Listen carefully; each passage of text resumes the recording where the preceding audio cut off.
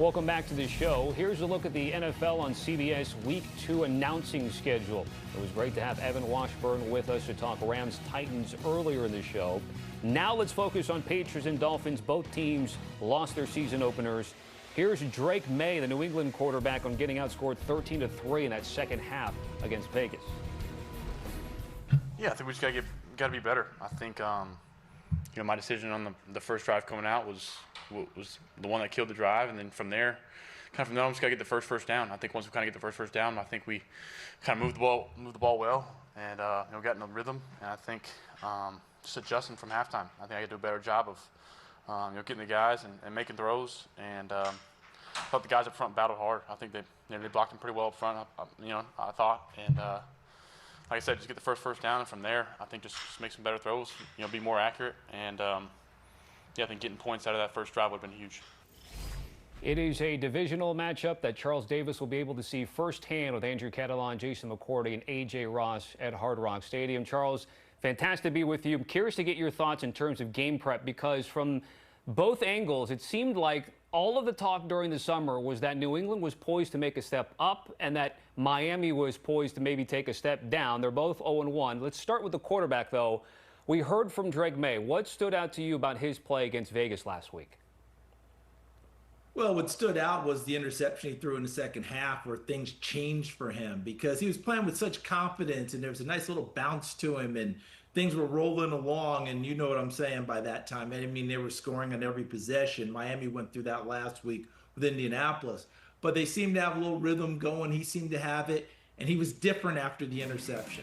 And that's what has to change for him, because as that quarterback and as that leader, you're going to throw an occasional pick out there. I know quarterbacks out there busting Canton that maybe threw 5 in a game, okay? But if you throw 5 in a game, your next throw should still be the type of throw that you feel like is going to go for a touchdown or be the right throw in the right situation.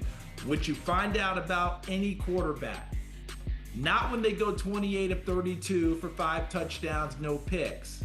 It's when they go 11 of 32, 3 interceptions, bad day, but they have one drive that maybe they can win the game and they pull it off. That's when you find out. That's the next step for Drake Maye, because he's done a nice job, and I'm a huge believer in him. But that next step has to be bouncing back from a little adversity and being the same guy that you were before. And for those, Charles, that are bullish on this Patriots team, a lot of it also has to do in the backfield here. How much would you like to see a rookie, Travion Henderson, also get going with the veteran Ramondre Stevenson?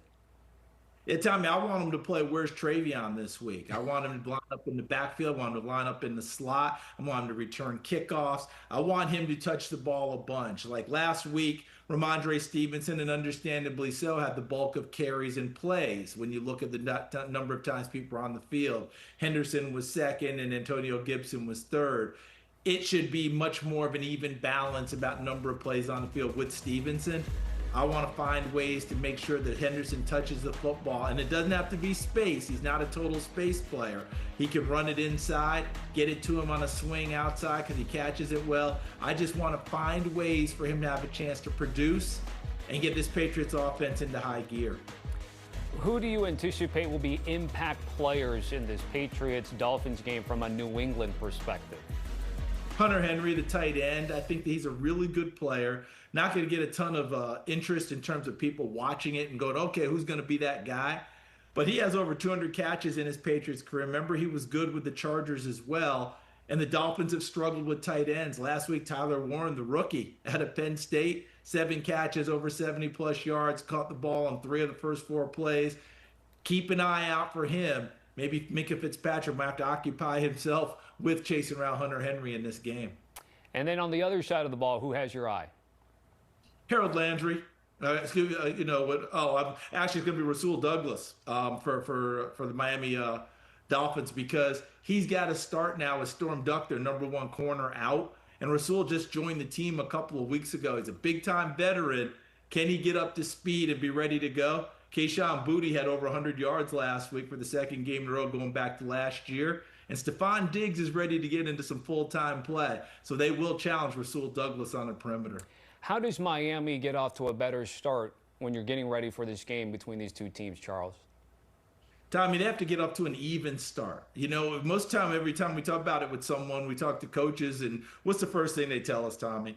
Fast start. We want to get off to a fast start. But I don't think this Miami team needs a fast start. They need an even start. They need a start without errors. They need a start without turnovers. They need a start without penalties. They need something where they can come back to the sideline and go, okay, all right, we're into the game now. Something even, keep them going, all of that, and then maybe accelerate from there. I don't think that they need to press right from the beginning, because right now they feel like the little team is a little bit fragile. What's the balance and how are they going to handle things? I just think get out of the gate clean would be good for them. And it's such a tough thing from a fan's perspective because the overreaction from this one loss against Indianapolis, and although it was tough, Charles, it just seems like the sky is falling from a Dolphins perspective. But again, offensively, they've got the guys. How do they get it done? Well, they've got to find a way to get off of that clean start, Tommy. And then you've got to find these receivers on the perimeter. Tyreek Hill, Jalen Waddle, you've seen the stats. Over the last couple of years, things have really dropped in terms of number of catches, yards per catch. Neither one of them catching it for 100 yards very often anymore. 30-yard plays, the big plays that were their signature, they're not getting those from them. How is Mike McDaniel going to scheme things up to give them a chance for these guys to make those types of plays? And that also, of course, helps get Tua Tagovailoa untracked as well. This Miami team, we always called the Miami track squad. They have not been the track squad much lately, and that has to change. We're seeing the graphic of Tyreek Hill and Jalen Waddle, 4 catches each, but 40 and 30 yards respectively. We're used to seeing them both catch north of 100 yards receiving. From a Tua perspective, there was talk after the game from the Colts about getting him off his first look and that he would then be perhaps rattled afterwards. Did you see any of that watching that game against Indianapolis? I think that is often said, Tom, anytime you get a quarterback with a bad game. And let's be honest about it. You want a quarterback to have first read and then, okay, what's going to happen from there? It all broke down, but we've seen Tua have better games. I'm going to chalk it up much more as a bad first game as opposed to he's panicking back in the pocket. I'm not trying to dispute what the Colts are saying. They saw it and they had it out there a little bit more. But we've also seen him where he hasn't been panicked. And by the way, he's undefeated against the New England Patriots as a starting quarterback. So he feels like he can bounce back this week. You had mentioned Rasul Douglas as an impact player who was a late add. What do you make of the revamped secondary that had departures from Jalen Ramsey, Jordan Poyer, and Javon Holland? Yeah, they really thought that, listen, losing Ramsey, no one wants to lose a great player, but they felt like they needed it for their locker room.